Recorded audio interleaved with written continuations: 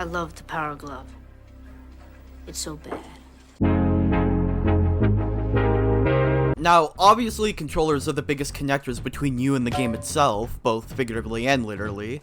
But what if you took these things and made them a more immersive experience? Oh, and by the way, I'm not talking about just the pure mechanical function of the controller.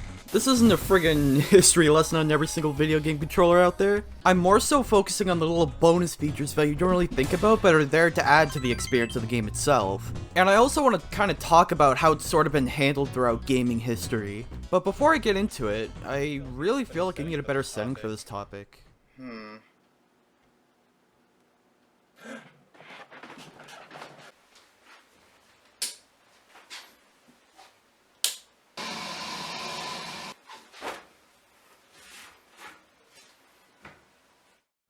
Hey, look at this setup. This is a little neat, you know, a little fancy. Figured it'd be good to have some visual accompaniment with my words. Plus, you know, I figured it'd just be fun to fuck around with some green screen stuff, you know. Probably best to start from the beginning with the Famicom controller. See, the Player 2 controller had this funny little microphone here, which could be used for things like bargaining for lower prices in Kid Icarus, as well as singing Japanese karaoke in Takeshi's Challenge. Well, at least if you can get past the domestic violence and grilled Mormons part of the game. Oh, by the way, that's real. But honestly, who cares about this one? This was more just a seed to help blossom the first major controller accessory, the Rumble Pack. You just slap that bad boy in the weird hole of the Nintendo 64 controller, and just like that, you're much more immersed. The game it was introduced with, Star Fox 64, was a great showcase for how immersive it made gameplay. You feel the controller shaking, baking, and quaking as you maneuver and shoot down bad guys, and also knocking into debris sometimes like a dumbass. This was such a breakthrough and innovation that nowadays it's pretty much a requirement for any and all controllers. Like all these ones. And it makes total sense why. Like, while it may be such a simple addition, it makes a huge difference. I mean, you sort of project yourself into your avatar, and having the rumble react to your actions really helps make it that much more prevalent. Anyway, you could kind of just skip this generation because honestly nothing really interesting happened. And now, we get to the Wii. This was sort of the next big thing brought to the table. Motion controls. Man, it sure does feel like you're swinging a weapon in real life. But, you see this little thing here? Yeah, this thing had a microphone. And it would emit some sort of sound when you did something in the game. Kind of like rumble, but with audio. But like, does anyone really remember this thing? Really, the only instance I can think of where I noticed it was in Brawl, where selecting a character had like that really shitty potato quality. Actually, I should bring that in. Oh shit, that's actually like a really good idea. Oh god.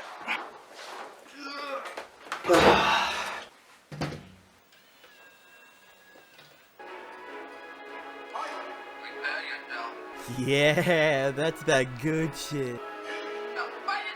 It sounds so fucking bad.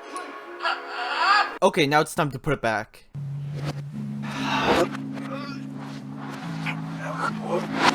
I feel Nintendo was sort of the pioneer for these silly little features. Microsoft and Sony, for the most part, just sort of did the same thing from generation to generation. And the few times that they diverged, it was basically just sloppy seconds of what Nintendo was doing around that time. Like, they sort of just adopted these things into their own controller. Hey, don't get me wrong, I'm not implying anything nefarious was done, just an interesting thing of note is all. And hey, since I'm on the topic, might as well talk about the PS5 controller. Okay, so, side note.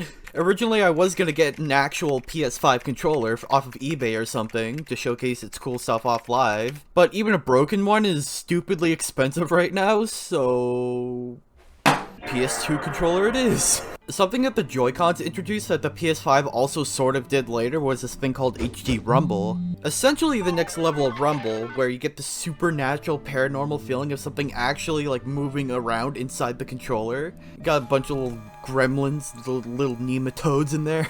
Except with the PS5, it's called haptic feedback because, I don't know, they just wanted to be a little different, I guess. The PS5 also had adaptive triggers, where essentially what that means is that depending on what you're doing, whether that be like pulling the string on a bow or paddling a canoe around the Niagara Falls, essentially you would feel all the subtle pull and resistances you would feel if you were in IRL mode, which was in real life mode. Like, that is such a fascinating idea that could be used to add so much to certain games, but realistically, how often will it really be used? And like, that's sort of my biggest issue with these little controller innovations. But first, I should probably pack this up. Hey yo, we're back. You know, it's kind of funny because you never really think about these little things when it comes to video game controllers. It's all about just the pure function and nothing else. I mean, it makes sense considering they tend to just get tossed away and forgotten about by publishers. Obviously some stuck around like the aforementioned Rumble, but for the most part they were mainly just used for either launch titles or omega gimmicky titles that mainly just focused on just that. Outside of those, it's very few and far between. It's a friggin' shame, because some of these innocuous features have been used in really neat ways. You had Metal Gear Solid going real fucking wacky zany, as during the Psycho Mantis part he straight up acknowledges you and your controller by using the rumble to move it around. Or in Nier Automata, where while you're getting a briefing on the settings, if you go over to vibrations, 9S checks your Robobot sensors by touching it all up on you on certain parts of the bod. You guys are always touching each other. Like, all of these, like, weren't really that important, but they for sure added to these moments. Like, that Psycho Mantis thing is still, like, one of the most iconic moments in gaming. Like, it's so fucking cool. And even though it's been pretty minute, it's sort of cool that these sort of things have been evolving over time along with the mechanical functions. It was sort of something that was on my mind quite a bit recently. And since, like, it's never really talked about, like, ever, I figured I'd make sort of a little dedicated video to say, yo, shout out to you, you're pretty cool. And I'm kind of hoping that we see further evolutions of these little features, like we're seeing with the HD Rumble. Because even though at the end of the day it's pretty small, I still think it's important we have them to, you know, add that little extra bit of spice to the games, even if it's not always seen or used. So, yeah, Nintendo, please don't just abandon HD Rumble like you do most other things. And then it's just fucking seen as the thing used by 1-2 Switch with these $80 broken pieces of shit. Okay, that's all I wanted to say now, bye.